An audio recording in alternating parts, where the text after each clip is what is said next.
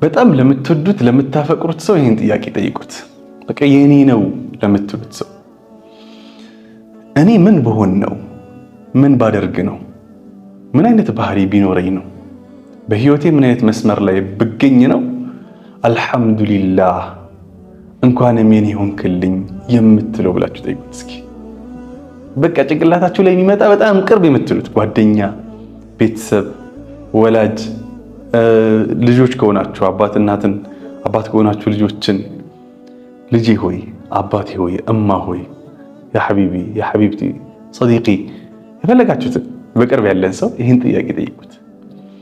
አልሐምዱሊላህ ረብል ዓለሚን።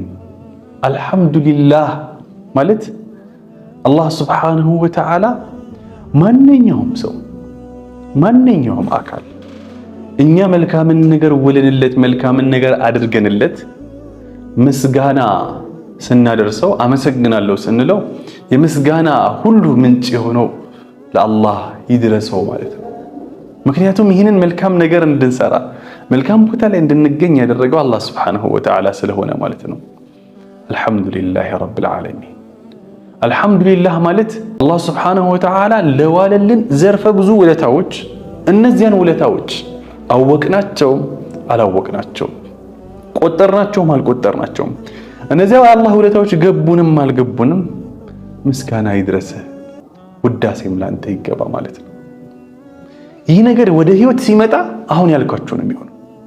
አልሐምዱሊላህ የገባው ሰው ሰዎች እሱን አይተውት አልሐምዱሊላህ የኔ ስለሆነ የሚሉበት አካል ከዚህ በላይ ስኬት ኬት ይመጣል? ያ ጀማ ወላሂ በህይወታችሁ አስቡት። በጣም ቅርብ የምትሏቸው ሰዎች እናንተን አይተው አልሐምዱሊላህ የኔ ስለሆንክልኝ፣ አልሐምዱሊላህ እንዲህ አይነት ባህሪ ያለው አካል በኔ ቅርበት ስላለ ጥጉ ይህ ነው። አልሐምዱሊላህ ረብል ዓለሚን የምንማረው ትልቁ ቁም ነገር ይህ ነው ያ ጀማ። ይህንን ጥያቄ ግን መግቢያ ላይ ያልኳችሁን መጠየቅ እንዳትረሱ። ሰላም አለይኩም ወራህመቱላሂ ወበረካቱ።